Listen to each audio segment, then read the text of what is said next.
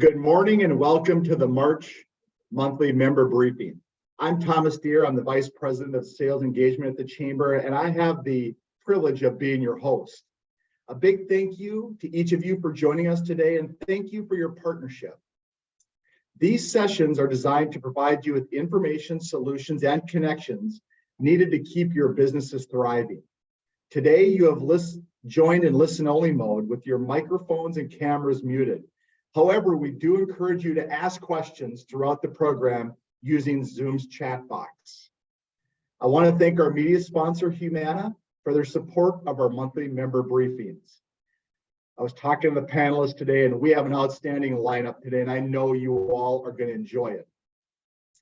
But first, as you may have heard, after 8 years, Jill Meyer is stepping down as the Chamber's CEO. Jill's accomplishments are too numerous for me to list. But for me, the most important one is that she wins at being a champion for the region. I do congratulate the Chamber Board of Directors for hiring the best person that I can think of to replace Jill as the CEO. Congratulations to Brendan Cull as the President, CEO-elect. Brendan, we're so excited to have you lead the Chamber into this next chapter. Brendan, I know today is a special day for you, for the Chamber. Congrats. And again, Brendan, take it away. Thank you, Thomas. Thank you so much for those kind words. I'm really excited to be with everybody this morning. And obviously we had some news here at the Chamber. I see Jill Meyer is on. And so I want to thank her in front of everyone for everything that she's accomplished. We're looking forward to celebrating her over the next few months before she leaves on May 15th. She's been a partner and friend for the last 7 years that I've been here, and I've learned so much from her. And mostly what I'm excited about is that we get to build on the strong foundation that we've developed over the last 7 years here at the Chamber. So lots more to do, but we're in such a great place, and I'm excited to keep this moving forward. You may have heard that intro music as we kicked off this morning. That was Summon the Heroes by the inimitable composer John Williams of Star Wars and Raiders of the Lost Ark fame. We played Summon the Heroes because that's what we're going to do today. It's Great Living Cincinnatians Day at the Chamber, our annual dinner. We do this. It's one of the things that we do that I'm most proud of, because we honor 4 great living Cincinnatians. This year, we're honoring Janet Reed, C. Smith, Don Kleekamp, and Larry Shakely, 4 incredible human beings who've contributed so much to our community and the civic fabric of the Cincinnati region. And so it'll be a special evening. We're also going to honor tonight our Making Black History honorees, which you can read about in the Cincinnati Enquirer. We will have a special tribute to our outgoing board chair, Lee Fox. We'll have a tribute to Jill Meyer, we talked about already, our outgoing CEO. We will give away 2 tickets to London on our new direct flight to London Heathrow Airport out of CVG Airport. Thank you, Candace McGraw, who is our new chair, and thank you, British Airways. So you have to be in the room to win. It's why you want to be at the Chamber's annual dinner. And then finally, this is exciting. We're going to announce this morning, so you're hearing it first, that both Governor Mike DeWine of the state of Ohio and Governor Andy Beshear of the Commonwealth of Kentucky will be with us tonight. And they're going to be here tonight because we're honoring them for the work that they did to help us get the Brent Spence Bridge, companion bridge, on the right path. So all of you saw that President Joe Biden and Senators Mitch McConnell and Rob Portman and Sherrod Brown were here in December. They were joined by our governors of Ohio and Kentucky. And so we're going to celebrate the 2 governors tonight for their leadership and pragmatic commitment to our community. So that's very exciting. It's going to be an amazing night. There are still single tickets available. So if you want to come, you can still do that. Just go to our website and you can register. A couple other quick notes before I introduce our keynote today. Some of you may have seen that Humana, which is our Chamber Health cost savings partner, decided to exit the commercial group medical products business that includes their fully insured employee benefit plans and the partnership that they have with us. I want to let our members know, because I know there's a lot of members on the call today, nothing you need to do at this time, nothing changes. If you have Humana benefits that are in partnership with the Chamber, all of that continues. What we'll be doing over the next couple of weeks is vetting some new partners for Chamber Health. We're already in contact with a few potential outcomes. We know this is a critical need for our members, and we're going to do our due diligence to improve upon the program that we had and make sure that we continue to serve our members. So Thomas Deere and I will be working really closely on that effort. If you've got any questions, you can reach out to either one of us. There's still time to get connected to the Hello Cincy Executive Day, which is, remember, our executive program, which is our high-level program for new C-suite executives who moved to Cincinnati, who've gotten here within the last 12 to 24 months. If you want to find out about that, you can email my colleague, Cabrila Clark. Her email is on our website, and you can learn more about that program. I want to offer congratulations to two of my colleagues. Pete Metz, our Vice President of Civic and Regional Partnerships, was appointed to the SORTA Board yesterday, which governs our transit agency here in Hamilton County, an important role and obviously something that the Chamber has invested a lot of time and effort into over the last several years. Congratulations to Pete. And I also want to congratulate my colleague, Danielle Wilson, who a couple of months ago was appointed to the board of the Cincinnati Development Fund, a critical institution in our region that helps us develop housing and encourage economic development throughout the city. So it's great. Finally, you may have read this morning in the Enquirer that Blink, illuminated by Artswave and produced by the Chamber, is back in October of 2024. It seems like a long way away. The person that it doesn't seem like a long way away for is Justin Brookhart, who is already working on planning a spectacular new Blink. And I bring up Blink today because it's the appropriate segue for me to introduce Chief Theetge. I spent some time with her command staff last year after the last Blink and thanked the Cincinnati Police Department for all that they did, not just for our events like Oktoberfest and Taste of Cincinnati and making sure that our businesses and employees and neighbors are safe in their homes, but Blink was, for me, I saw some of the best of our Cincinnati Police Department. It felt like on every corner there was an officer. They were directing traffic. They were pointing out the sights and the arts that we showcased at Blink. They were the best representatives of the city of Cincinnati. They were ambassadors on every corner, and that is in large part due to the culture that Chief Theetge is building in the Cincinnati Police Department. I'm excited to introduce her today. You all have read about her a lot recently because she was appointed as the 16th police chief for the Cincinnati Police Department. Think about that, just 16 police chiefs in the police department's history. This is a real honor, and she is the first woman police chief in the position full-time. She commands a department of close to 1,000 sworn members and 120 civilian staff. She's been with the department for over 30 years. She's been assistant chief and executive officer. She's been in patrol. I'm looking at the list of departments that you have worked in, and it would be easier to say where you haven't worked. And I think that's really important because you know the department inside out and you know the culture inside out. And that matters in our city. It matters in our police department.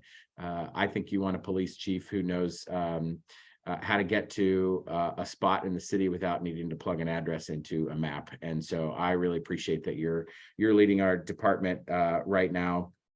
She's a graduate of the We Lead program, which we love, and a graduate of the Leadership Cincinnati program, and regularly comes back to speak. Lifelong Cincinnatian, graduated from Western Hills High School. Chief Theetge and her husband, Bob, have 4 adult children and 8 grandchildren, according to your most recent bio, which is tremendous and exciting.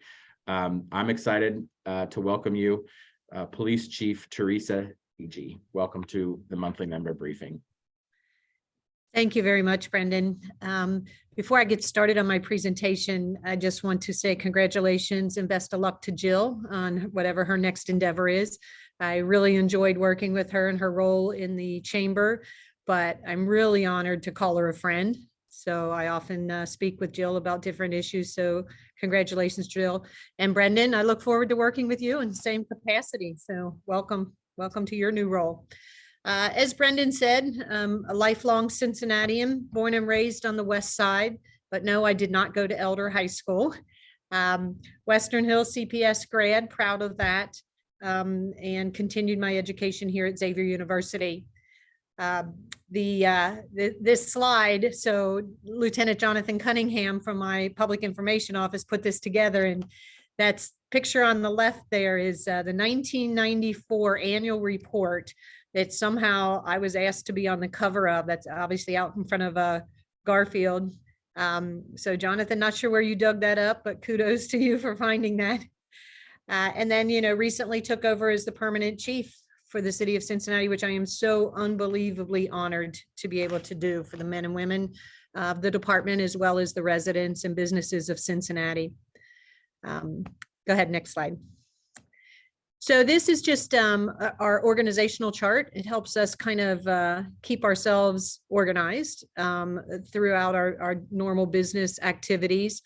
On the left there, you'll see, so we have 4 assistant chiefs. Right now we're short 2. So we're beginning a process to name 2 new assistant chiefs.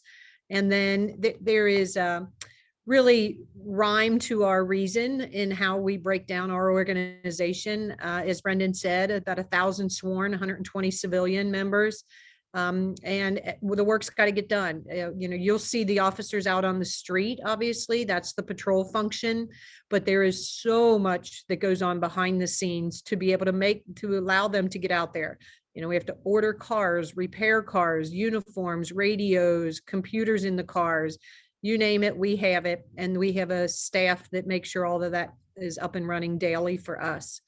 The photograph that you see there, every Tuesday at 10:30 in the morning, we have a command staff meeting in the conference room.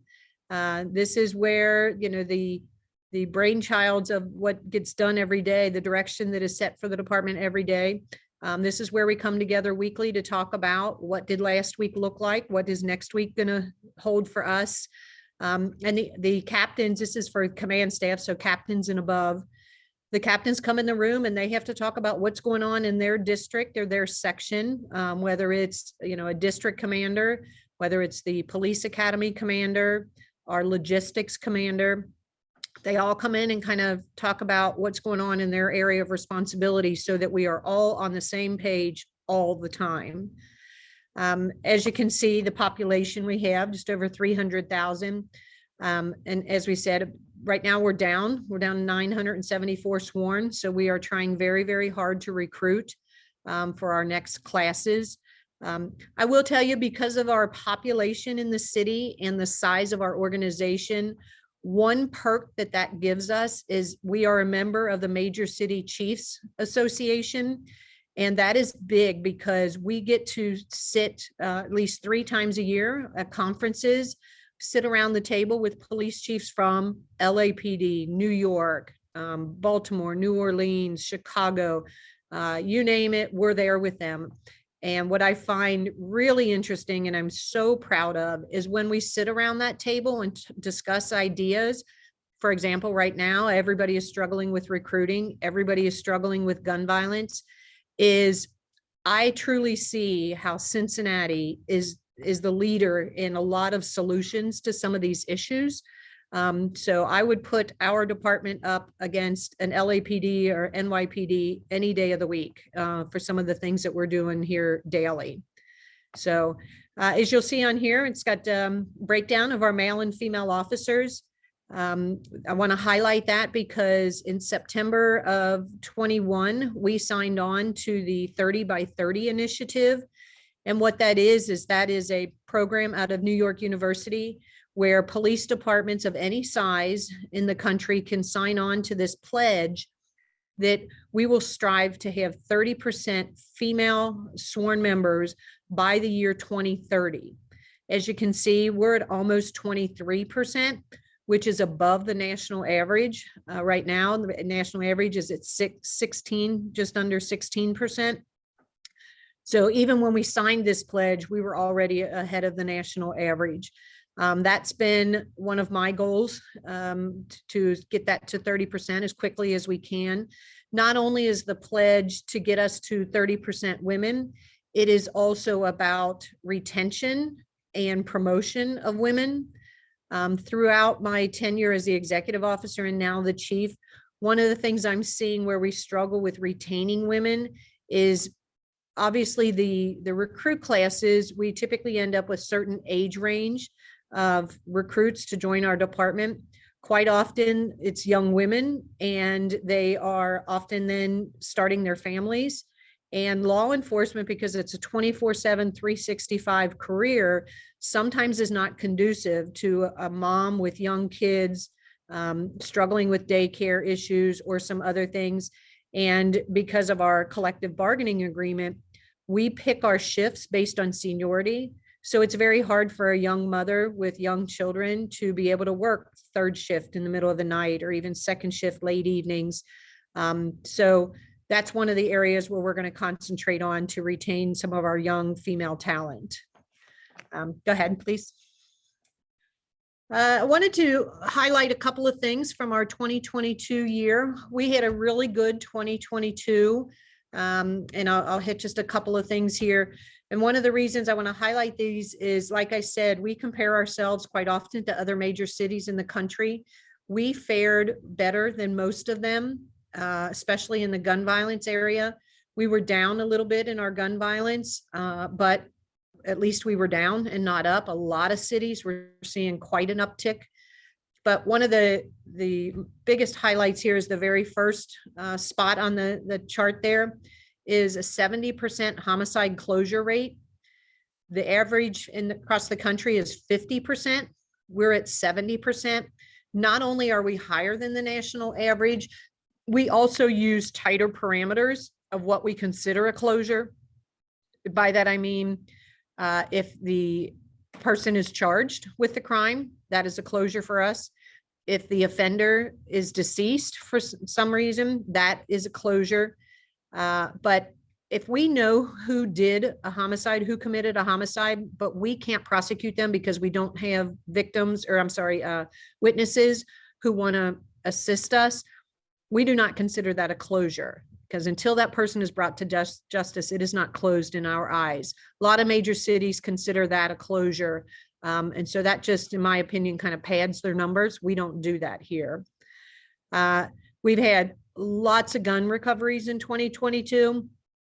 And when I came on 30 years ago, if an officer came across a firearm, say at a traffic stop or some other means, that was a big deal. Everybody came into the police station because they wanted to see the gun. It was a big deal that you took a firearm off the street. Now our officers, they really go out there and patrol the streets as if everybody is armed with a firearm. And so they have to be very, very alert to that. So we took a lot of guns off the street last year. One of the shifts that we made in 2022 was we were focusing more on the quality of guns that we took off the street versus the quantity. And by that, I mean, we stood up our Crime Gun Intelligence Center. You'll often hear us refer to it as CJIC. We have a contingent of officers and supervisors from CPD, from some other local entities such as the Sheriff's Department, OSP. We have a federal prosecutor in the building with us. We have a state prosecutor in the building. We have an analyst with us. We have members of the ATF in there with us. And what they do, and why I say quality of guns off the street, is they work cases specifically around guns that have been involved in crimes in our city. So if an officer, for example, has a traffic stop tonight, thank you for advancing that. If an officer has a traffic stop tonight and they take a gun off of, say, somebody who is prohibited from legally owning one, they take that gun and they put it in our property room. Our CJIC personnel then tomorrow would go and get that gun. They test fire it. They put that test fire into a national database so they can tell where that gun has ever been used in a crime before. It's kind of like a fingerprint system for ballistics. And then they start tracing that gun all the way back to when was it manufactured, who was it legally sold to, who has possessed it, whose DNA is on the gun when we get it. And so by that, I mean, they get these quality crime guns off the street, because very, very often one gun is used in multiple crimes in our city. And so they follow that, and thereby they get some of our worst offenders off the street by those investigations. And like I said, the prosecutors are housed in the building with us, because they follow these cases with the officers. You know, the officer might tell a federal prosecutor, I have A, B, and C, and for this case, the prosecutor could say, well, if you could go get D, then I can take it as a federal case instead of a state case, which obviously holds a much greater penalty for the offender. And so they're doing some tremendous work there. They just finished their first full year in existence, was 2022. We're going to be doing a highlight, I think, for City Council in a couple of weeks about all the work that Theetge has done. So if you get an opportunity to see that when we release it, that's going to have some great information in it. One of the other things that we're very proud about the Theetge for is we were the first one in the state of Ohio. Columbus was trying to stand one up about the same time we were. And if you know anything about police officers, we're a bit competitive. You know, anything that we can compete with somebody about, we're all in. And so it was a race to the finish line to stand ours up first. And we accomplished that. And now Columbus is just getting theirs into existence here now. So great work by our men and women in the Theetge. Go ahead. So I think everybody on this call has probably heard of our collaborative agreement. Many of us were here 20 years ago when the city first started talking about it and put it into existence. In 2022, we had our 20th anniversary of the collaborative agreement. I tout this every chance I get to other agencies because very similar to Theetge, we were the only police department with a collaborative agreement. We were the first. I think some cities are trying to replicate it now, 20 years later. I don't know that they will ever do as good of a job as we have done with this, especially in sustaining it for 20 years. And what's interesting to me about this, it definitely made us a better police department. It made us look at policing the city of Cincinnati from a completely different perspective. And it has made us better. It has made the city better. It's made the residents better. But one of the things that I find interesting now about this 20 years later is a large majority of our department has been hired after the signing of the collaborative agreement. So there was no changing their perception of how to police the city. This is the only way they know because they're so new to our organization. And so that's a really good thing for us because we didn't have to change any culture. You know, some of our officers who were here back in 01 and 02 obviously have retired and moved on to other things. So we really have young minds that totally embrace the collaborative agreement and what it stands for. We often tout this with Miss Iris Rowley and I together, going out and talking to people about this and what it means and why we should celebrate it. And so it is definitely here to stay. Next slide.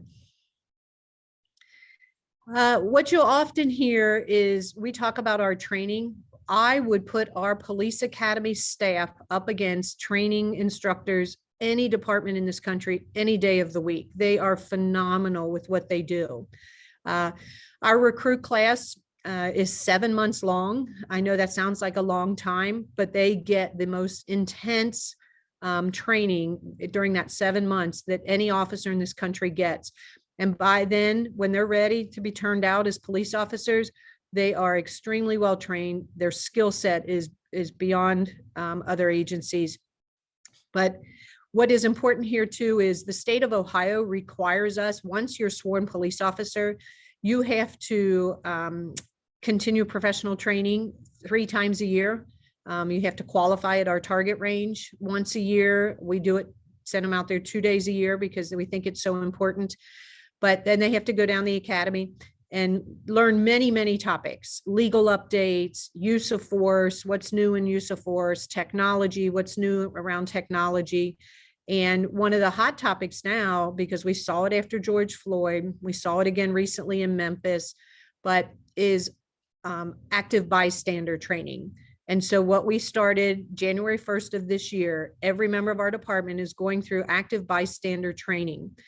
And the reason for that is we have had a rule on our books here in the department for many, many years that if you see officers engaging in misconduct, you must report it. But we never told them how. How do you report a fellow officer when they're not doing something that they're supposed to do, or when they're doing something inappropriate? And so now we are actually teaching them how to step forward, how to say what's wrong, how to stop the misconduct, and then how to report it. And my reports back from the Academy staff is it is going very, very well, better than they thought it would. The officers are engaging in this. They are acting without being told. And so we're very proud to say that we now have trained them how to intervene when another officer may be misbehaving. The other part to this is we test their limits, like it says, physically, mentally, emotionally. When we have a recruit graduation, I definitely take a moment to thank the families, because 7 months of what we put these recruits through it affects the home life. They go home, they are exhausted physically, emotionally. And so their support system from their families is a huge piece of getting them through the police academy. And I always try to tell the families how important they are in the career, their loved one's career here within the department. Next slide, please.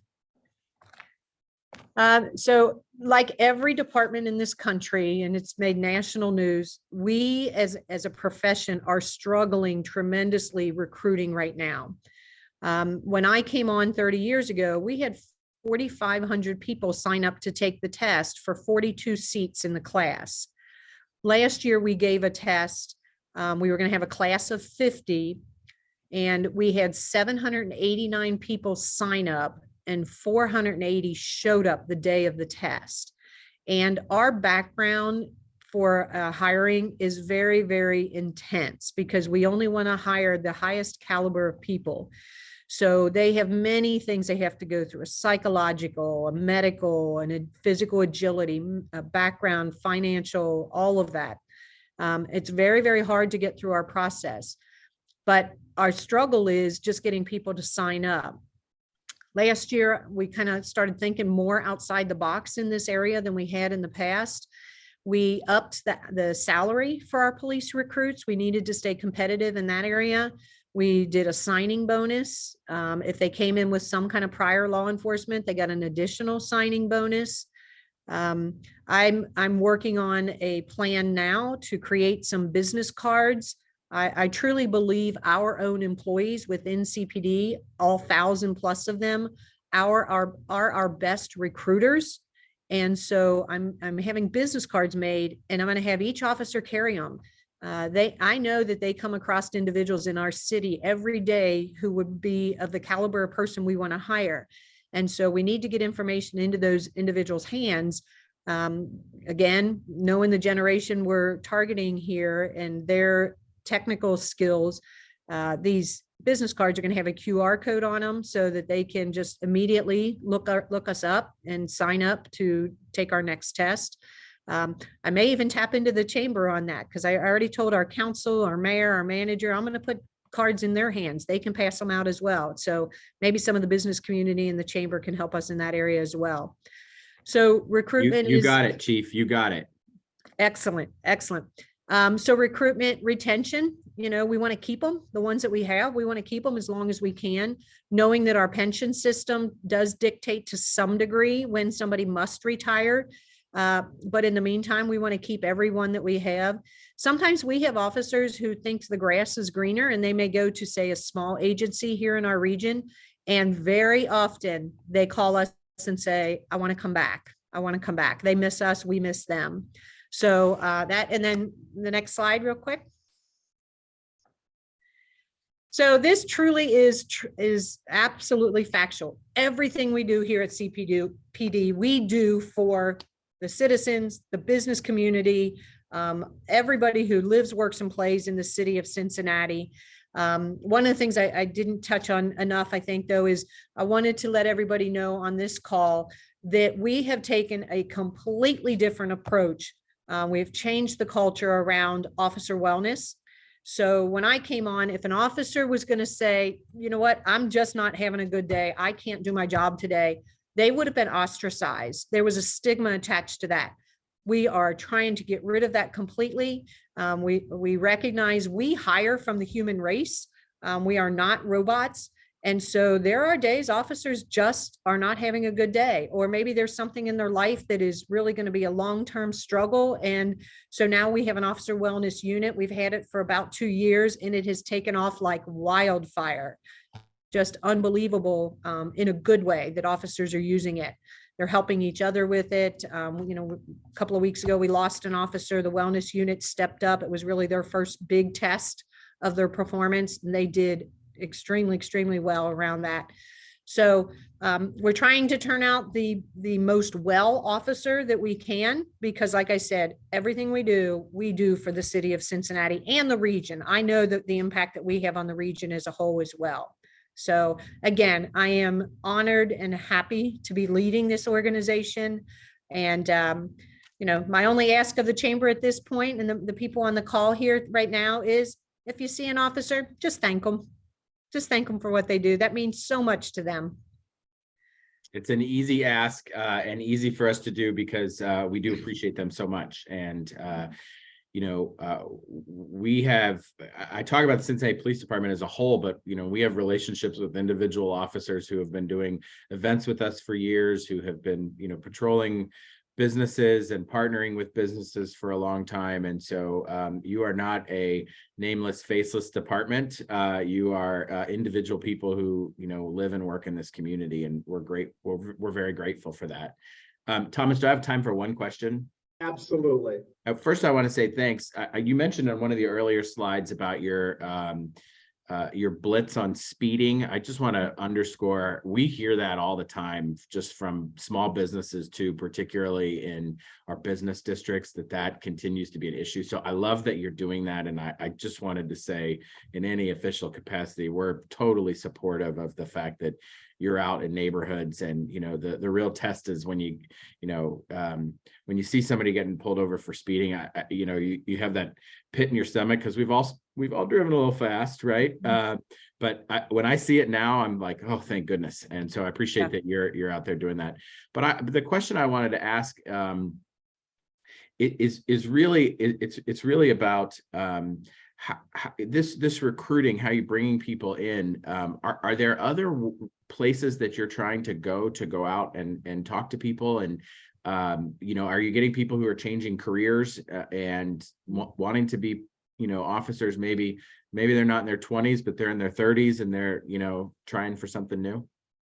Yeah, absolutely. So it used to be 10 years or so ago, we didn't have to go out too terribly much because they came to us. That has completely changed now. We have to go out all the time. So we do the traditional job fairs at universities. We're trying to focus on some HBCUs right now. We do military bases. We do a lot of military bases.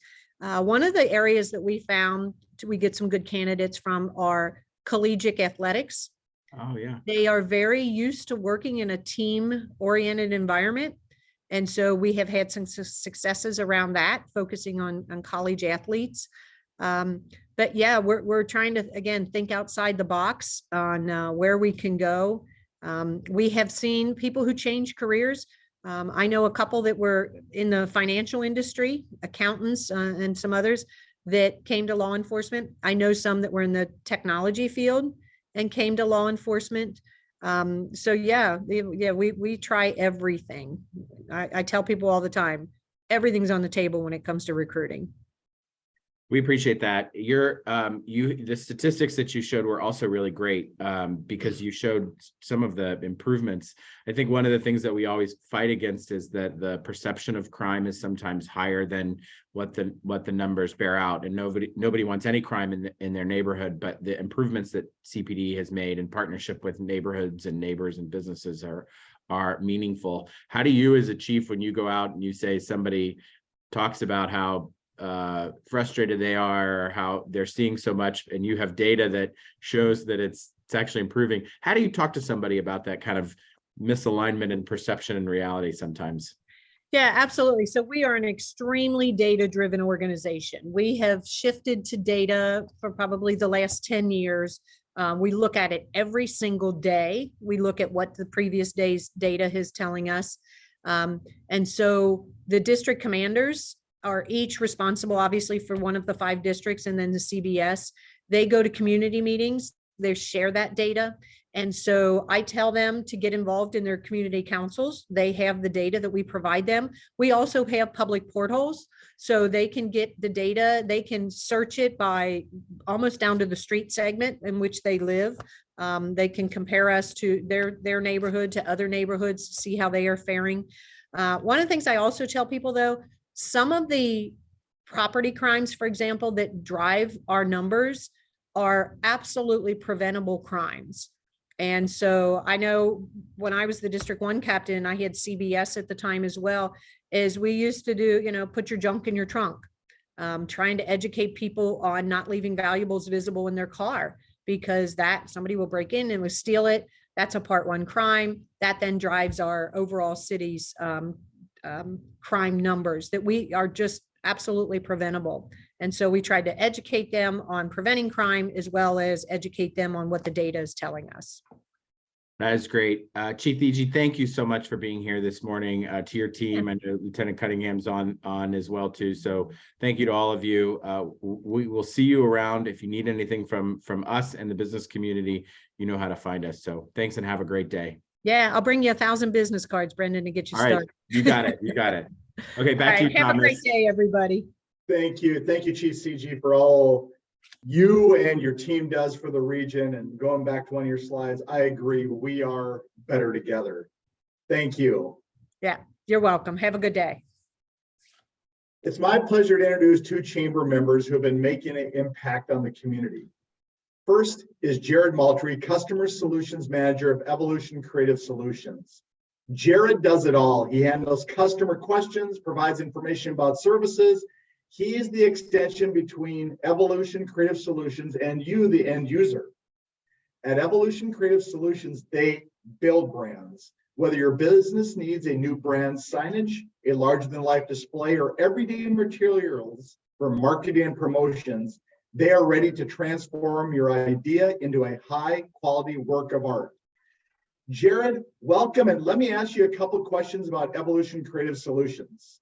Absolutely, Thomas. Thanks for having me, and I look forward to letting everybody know what we can do for them. So I appreciate your time here. Perfect. First of all, who are some of your notable clients? So our largest industry is going to be healthcare. If you want to go ahead and go to the second slide, I believe. We're fortunate enough to do work with every hospital in the area. We are also heavy into construction and design and advertising and financial as well. So as you can see below, we have this is kind of just the start of our list of clients here, and this is just kind of our main clients that we deal with now, and we do a lot of work for them. So Jared, I see a lot of logos. I know all the logos, but I see one near and dear to my heart, the Cincinnati USA Regional Chamber. Tell me more what you do with us. Absolutely. So you can go to the third slide. We do badges for all of your events. When you go into work and see all the signage up on the wall, that's going to be us. We've redone the magnetized wall that's in there, and that can be interchangeable. You go in there, they need something done for this month. You can go in there and peel that off, and it'll peel right. You can peel the new one on there, and it'll fit on there perfectly. We also create all the types of signage and handouts for the chamber. We are also proud to say that we run an e-commerce site for them, which we handle their apparel through, which we'll go through a little bit later. Okay. So I see on the slide, there's some large format work you're doing. Tell me a little bit about these large displays. Absolutely. So you can see here that we worked with St. Elizabeth. We rebranded their whole workout facilities and various features inside their healthcare systems. We also did M&M Mid-Valley, moved to a whole new location, and they had a wall kind of right when you pulled into the loading dock. So they wanted us to create and design a wall for back there, kind of letting everybody know when they pull into that loading dock, what's going to entail when they pull in there, where to go, all that good stuff. You can go to the, yep, perfect. We also go as far as being lucky enough to do homecoming signage every year for UC Health. So you can see here on the right, we do all that alumni and all that homecoming signage up on the windows for them. We also have St. Elizabeth again, who we wanted to do something new for their employee entrance, and they had a new theme, the I'm Right Here theme. So we went ahead and printed those for them and got that put out at their employee entrance. So when they come in, they know what they're getting themselves into. So, kind of building that theme, being able to meet everybody's theme and their branding needs is kind of the big thing. Great. So when I look at your name, Creative Solutions, that's really the heart of your name. Can you give me a couple of examples of creativity and solutions that you guys come up with? Yeah, absolutely. So this example that we have here on this slide, Messer came to us in need of a way for them to track their days in a row without an injury inside the workplace. So they were looking for something kind of easy where they can change the dates in and out. So we went ahead and created them to develop this sign where the numbers can just slide in and out. And on the back side, which you can't see, it's got that holder for the numbers, kind of keeps it in the back so where nobody can see it. But when you need to transfer those numbers, you can kind of easily and effectively transfer those in and out. And then if we go to the next slide here, we got another creative solution that we love to offer. So we can do anything from 1 to 500,000 as the order quantities for the order. Fifth Third was doing women's empowering event, and since we're a women-owned company, they seeked us to do that job for them, and we were very happy to do that. They were in search of the 9 cosmetic bags that you see here, so we just went ahead and sourced them from Amazon and had the logo transferred on. But the good thing about that is the program continued to grow, and we're happy to say for the 3rd year in a row that we've been producing these cosmetic bags for them. And the orders are now all the way up into the 150s. So we go ahead and source a custom bag, kind of a nicer bag, not something that we source, just right from Amazon. But since they're consistently ordering them, we order those custom bags and have those made. So we have that made at that amount, so we can go from one quantity to a bigger one with no problem. Great. Jared, I want to sneak in one last question. In one of the earlier slides, I saw something about an e-commerce portal, and it piqued my interest. Can you tell me a little bit more about that in closing? Absolutely. Another thing to start here, like I said earlier, we do the e-commerce site for the chamber as well, and we do their apparel on there where they can just pay right up front for that. But what we have here is actually Christ's store, and that's simply because they just use it very effectively. They have on their internet a portal where people can go in there and order anything that is needed for inside the hospital. So it empowers the end user to purchase what they need, but it also allows the supply chain and marketing to keep control of their brand. You can create custom things from business cards, their own appointment cards, forms, thank you notes, print apparel, promotional products. And on that last slide, you can see that I threw on some lip balm there. That's just kind of one of the little promotional products that we do for Christ. So Christ also has an apparel site through us. It's completely separate from the other one. And this is just like the one that we do for the chamber. So the employees pay for the items. But what is unique about Christ Hospital, since they're always supporting a cause like a kidney walk or a heart month, they can go out and create that brand. So they did a Love Wins shirt, which you can see here on the right in the yellow.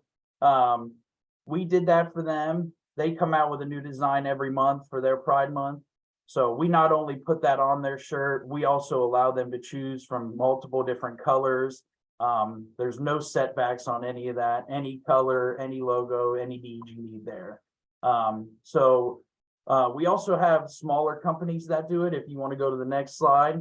And this is going to be a brand that's going to have multiple brands under their umbrella. So you can see the Matrix, they have 3 other brands inside there. And this allows them to obviously select their apparel, but it's going to allow them to select the correct brand that they want to choose. So it's not limiting you to one brand or any of that good stuff. The best clients for the e-commerce site are going to be a business between 100 employees and 10,000 employees. We want to streamline and empower their end users to be able to make their orders effectively and get that marketing material for them. So a couple things that I would like to note here at the end. We are very successful when it comes to the quality of our print. We take it very seriously. It means a lot to us when we work with our customers, and the quality of our print means the most. So we have many awards and recognitions, as you can see here. And these are just a select few that we've won over the last couple years. So on the next slide, if anybody wants to contact me at all our information is right here. And if anybody is looking to brand their marketing materials and get your name out there, you let us know. We can do the job for you. Jared, fantastic. Thank you so much for your time today. If anybody wants more information about Evolution Creative Solutions, feel free to reach out. We're more than happy to share Jared and Charlie's information. I encourage everyone to go bold with Evolution Creative Solutions. Thank you, Jared. Absolutely. Thank you, Thomas. Next up is Jeff Mills, Director of Development at Penrose. Jeff leads the execution and growth of Penrose's development pipeline within the Ohio region and manages all aspects of the real estate development process from initial concept through construction and stabilization. As a nationally recognized developer of affordable, mixed-use, mixed-income, market rate, and master plan communities, Penrose believes in fostering neighborhoods that sustain future generations. They partner with host communities to ensure their developments are tailor-made, not cookie-cutter, not one size fits all. Jeff, tell us how Penrose brings it all together to provide quality development, proven management, and great lifestyles. Thanks, Thomas. I appreciate it. And hello, everybody. My name is Jeff Mills. I'm the Director of Development for Penrose here in Ohio. I spent the first half of my career in public service in New York and Kentucky and Ohio, and most recently as a township administrator in Coleraine. So I see some familiar faces from former times. But now I wake up every day and think about providing affordable and attainable housing here in Ohio, here in Hamilton County and Cincinnati. I want to tell you a little bit about Penrose. Penrose is a development and management company. We are a national company. We have a very high reputation for quality, commitment to diversity, and a broad vision that allows us to consistently produce great communities. Next slide, please. The reason that I was really excited about joining Penrose is its focus on mission and vision. It is a mission-driven organization, and that really resonates with me. Next slide. I'm going to burn through a bunch of slides here real quick. We have been doing this work for over 50 years, beginning in the 70s. There's been an incredible evolution of the company over time. Next slide. Focus on where we are today. We have developed over 27,000 units in 350 developments across the country. We have completed over $5 billion worth of development across the country with currently 470 employees. We currently manage 12,000 units around the states, and our deal flow pipeline is right around 15 new developments each year. We are the 5th largest affordable housing developer in the country. Thank you. Yes. So one of the reasons we are able to work at this scale is we have a very high, set the bar very high with our Penrose design standard. We prioritize sustainability and durability because we hold our properties for the long term as both the developer and the manager. Next slide. We are involved in very complex financing capital stacks that almost always include low-income housing tax credits and an incredible array of other financing sources. Next slide. This is sort of a quick snapshot of our footprint. We have offices as far west as Denver, as far south. We do work in the U.S. Virgin Islands, up and down the East Coast, but my office handles the work in the Ohio region. Next slide. This is our team. Our leadership is our president of the company, the development company, Tim Hinkle. Our senior vice president is Tom Anderson. Tim is in Philly. Tom is in Kansas City, and boy, was that hard for the last couple of weeks with football. But here in Cincinnati, myself, Will Basil, and Michael Golden hold it down for the projects in Cleveland, Columbus, Cincinnati, Findlay, Toledo, Dayton. We're all over Ohio at this point. Next slide. And to give you just sort of a quick couple snapshots of projects that we've completed here. This is in Northside. It's called John Arthur Flats. This is really exciting, powerful development. This is Ohio and Cincinnati's first LGBTQ affirming senior affordable development. And it was incredible to see at the groundbreaking how impactful that development was on that community. This is a development that you can see also right behind me in my sort of backgrounds here. This is Hanneby at Linden Square in College Hill. This is 171 market rate units. Next slide.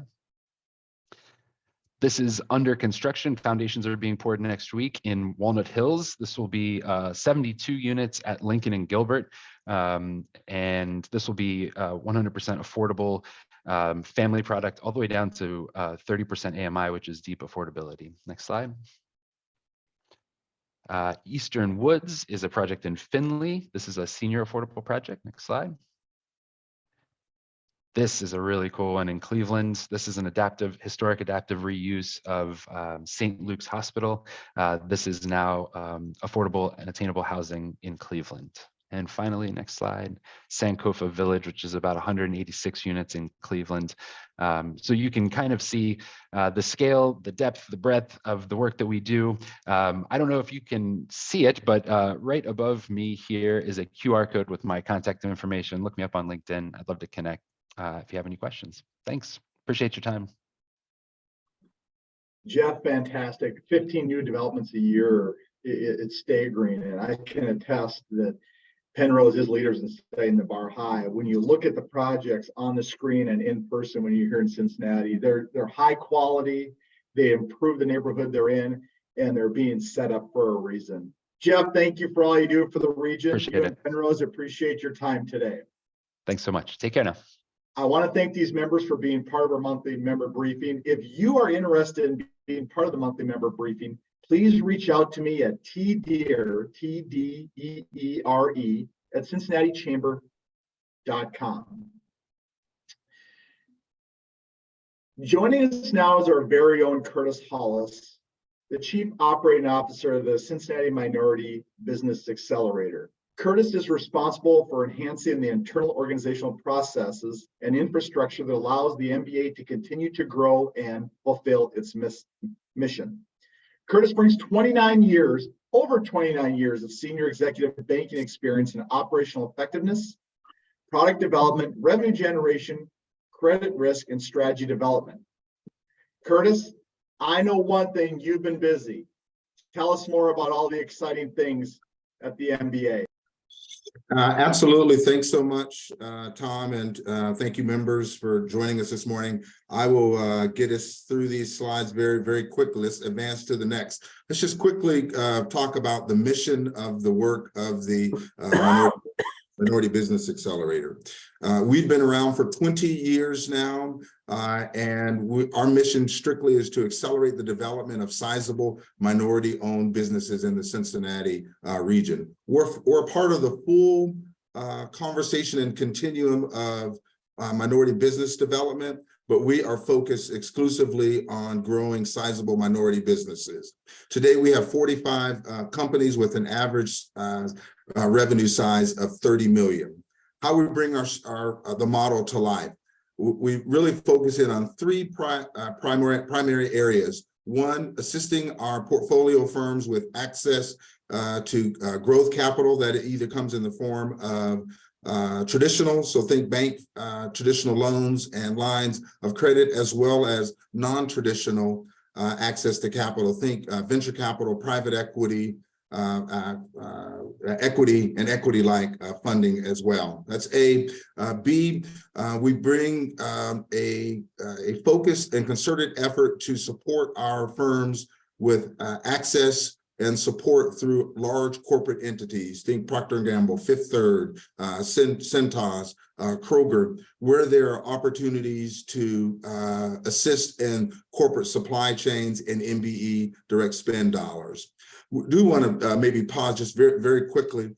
And what are the requirements or the criteria to be a portfolio firm? Really four very key important variables. One, $1 million in revenue size.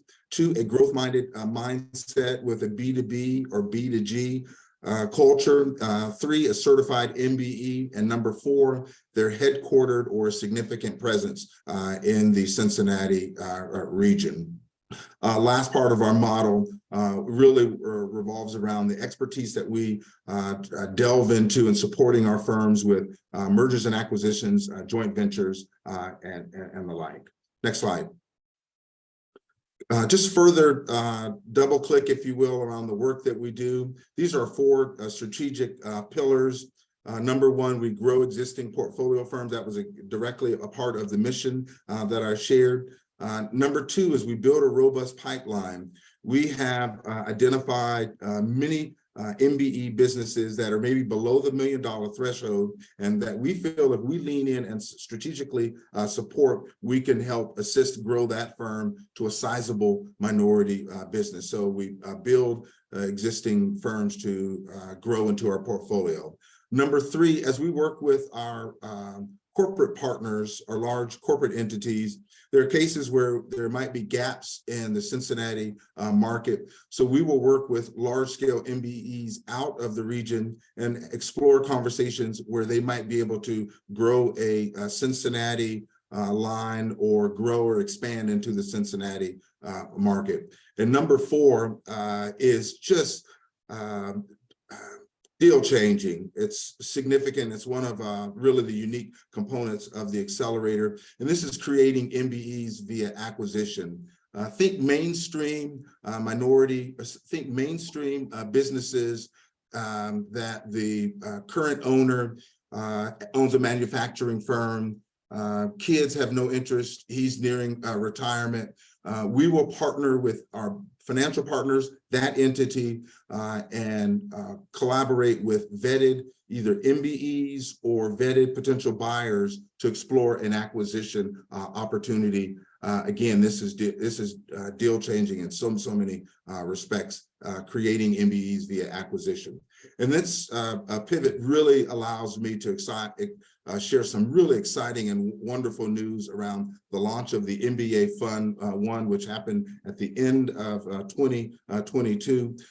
Less than 1% of venture capital private equity money historically has ever made it to Black and brown businesses.